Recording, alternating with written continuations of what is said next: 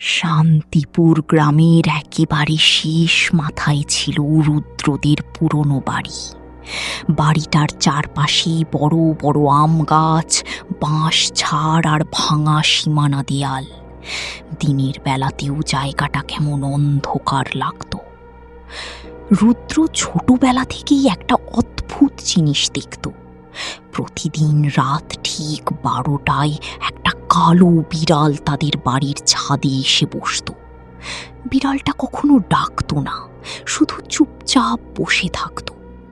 প্রথমে সবাই ভাবত সাধারণ বিড়াল, কিন্তু রুদ্র লক্ষ্য করেছিল ওর চোখ দুটো অস্বাভাবিক উজ্জ্বল। একদিন সে মাকে বলেছিল, মা, ওই বিড়ালটা প্রতিদিন একই সময়ে আসে কেন? মা মুখ শক্ত করে বলেছিল, রাতের ব্যাপারে বেশি জানতে নেই। সেদিন থেকেই রুদ্রের ভয় শুরু হয়, কারণ সেই রাতেই প্রথম সে শুনেছিল ছাদের উপর কারো ধীরে ধীরে হাঁটার শব্দ।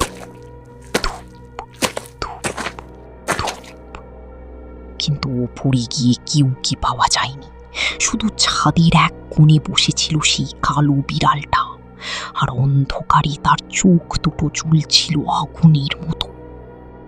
পরের কয়েকদিন সব স্বাভাবিক ছিল, কিন্তু এক বৃষ্টির রাতে ঘটনা বদলে গেল। রুদ্র হঠাৎ ঘুম ভেঙে শুনল ছাদ থেকে বিড়ালের অদ্ভুত গর্জন ভেসে আসছে। সে জানলার ফাঁক দিয়ে তাকাতেই শরীর ঠান্ডা হয়ে গেল। ছাদের উপর দাঁড়িয়ে আছে সেই কালো বিড়ালটা, কিন্তু আজ তার চোখ দুটো লাল হয়ে জ্বলছে।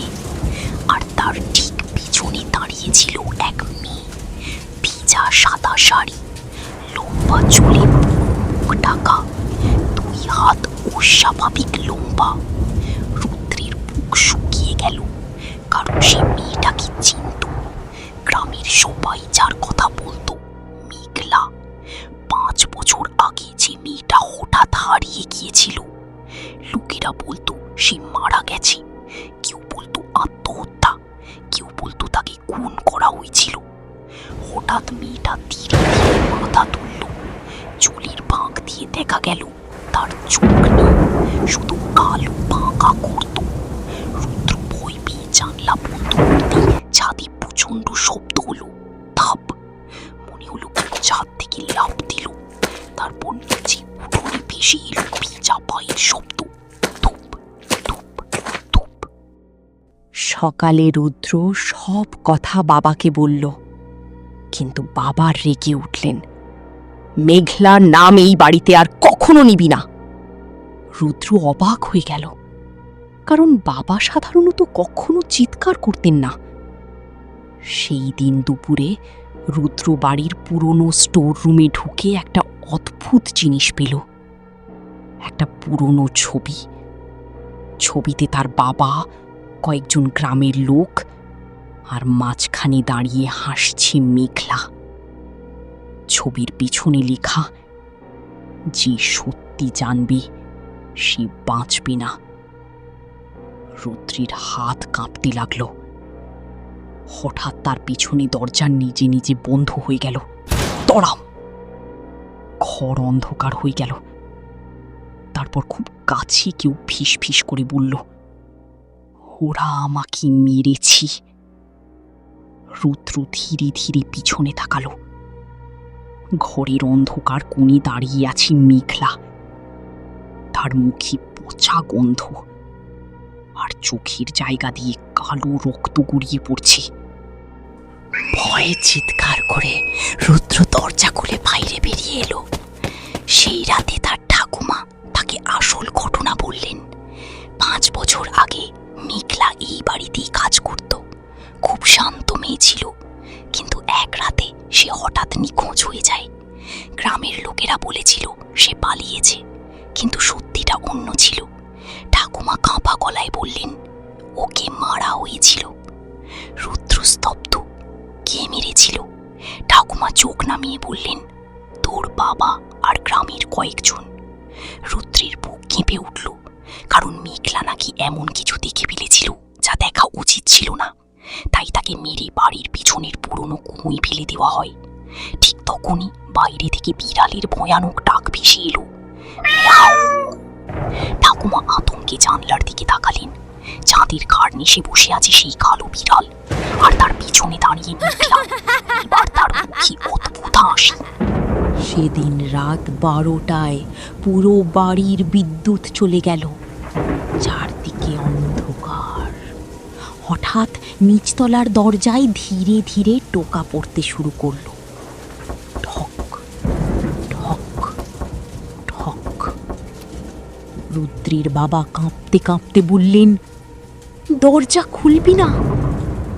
কিন্তু টোকা থামল না, বরং আরো জোরে হতে লাগলো। ধম ধম ধম। হঠাৎ দরজার নিচ দিয়ে কালো পানি ভেতরে ঢুকতে শুরু করলো, আর সেই পানির সঙ্গে ভেসে এলো পচা গন্ধ। তারপর বাইরে থেকে নীলি গলা শোনা গেল, আমাকে কেন মেরেছিলে? রুদ্রের বাবা চিৎকার করে উঠলেন, ক্ষমা করে দিই। হঠাৎ পুরো বাড়ি কেঁপে উঠল। দাঁড়াও! দরজা নিজে নিজে খুলে গেল। বাইরে দাঁড়িয়ে মেঘলা, তার শরীর পুরো ভিজা, আর তার হাতের নখ থেকে টপ টপ করে কালো রক্ত পড়ছে। রুদ্রের বাবা মাটিতে পড়ে কাঁদতে লাগলেন। মেঘলা ধীরে ধীরে ভেতরে ঢুকল। ঠিক তখন কালো বিড়ালটা লাফ দিয়ে ঘরের মাঝখানে এসে দাঁড়ালো। তারপর যা হলো সেটা দেখে সবাই জমে গেল। বিড়ালটার শরীর ধীরে ধীরে বড় হতে লাগলো।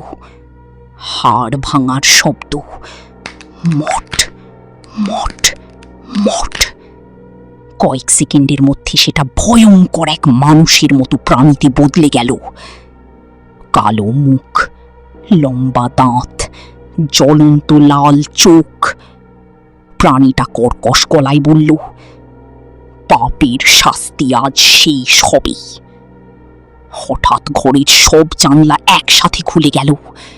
বরফ ঠান্ডা বাতাস বইতে লাগলো, আর দেয়ালে দেয়ালে হাতের ছাপ ফুটে উঠতে লাগলো। রক্তে ভেজা হাতের ছাপ। মেঘলা ধীরে ধীরে রুদ্রের বাবার দিকে এগিয়ে গেল। যেদিন আমাকে কুয়োয় ফেলেছিলি আমি তখনও বেঁচে ছিলাম। তার গলা শুনে রুদ্রের শরীর অবশ হয়ে গেল, কারণ সেই গলার সঙ্গে যেন আরো অনেক মানুষের কান্না মিশেছিল।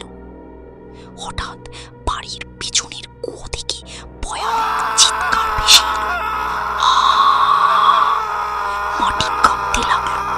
রুদ্র দৌড়ে বাইরে গিয়ে দেখল পুরনো কুয়োর ভিতর থেকে অসংখ্য কালো হাত বেরোচ্ছে, যেন কেউ উপরে উঠতে চাইছে।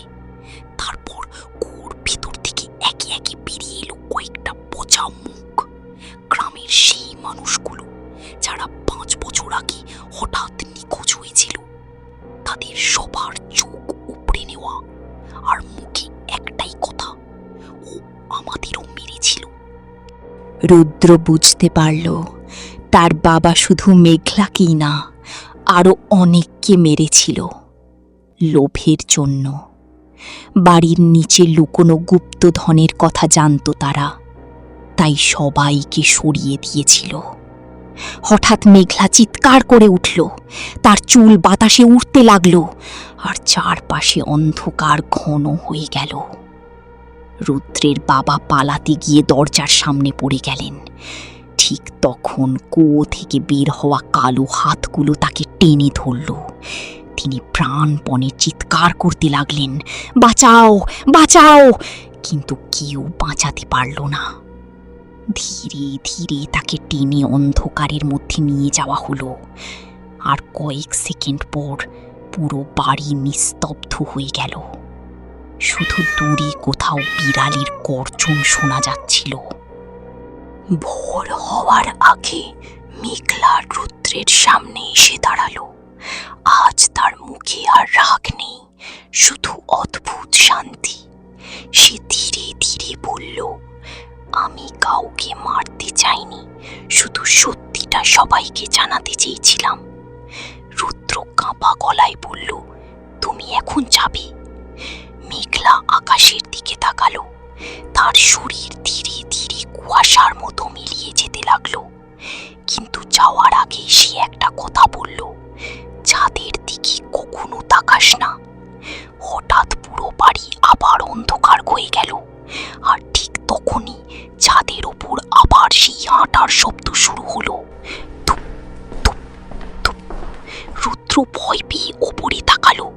তারপর তার বুকের রক্ত হিম হয়ে গেল, কারণ চাঁদের কার্নিশে এখন শুধু একটা না, ডজন ডজন কালো বিড়াল বসে আছে, আর তাদের সবার চোখ লাল হয়ে জ্বলছে। পরদিন সকালে গ্রামের লোকেরা রুদ্রদের বাড়িতে এলো, কিন্তু বাড়ির ভেতরে কাউকে পাওয়া গেল না। শুধু দেয়াল জুড়ে রক্তের দাগ, আর মেঝেতে পড়েছিল পুরনো একটা ছবি। ছবিতে দাঁড়িয়ে আছে রুদ্র, তার পাশে মেঘলা, আর পেছনে অসংখ্য কালো বিড়াল। সবচেয়ে ভয়ানক ব্যাপারটা ছিল, ছবিটা একদম নতুন, যেন গত রাতেই তোলা হয়েছে। সেই দিনের পর থেকে বাড়িটা পুরো ফাঁকা পড়ে আছে, কেউ সেখানে থাকে না। কিন্তু গ্রামের মানুষ এখনো বলে, গভীর রাতে ওই বাড়ির ছাদে কালো বিড়াল দেখা যায়, আর যদি কেউ ভুল করে ছাদের দিকে তাকায়, তাহলে পরদিন তার ঘরের দরজার সামনে ভেজা পায়ের দাগ পাওয়া যায়। তারপর সেই মানুষটা আর কখনো ফিরে আসে না। প্রিয় দর্শক, আজকের ভয়ানক গল্পটা তোমাদের কেমন লাগলো? গল্প শুনে যদি একটুও গা ছমছম করে থাকে, তাহলে এখনই কমেন্টে জানাও তোমাদের অনুভূতি। ডরিবল ফার এমন আরও রহস্যময়, হাড় হিম করা ভূতের গল্প শুনতে এখনই সাবস্ক্রাইব করে ফেলো শাকচুন্নি স্টোরি, আর পাশে থাকা বেল আইকনটা অন করে দাও, যাতে নতুন গল্প সবার আগে তোমার কাছেই পৌঁছে যায়।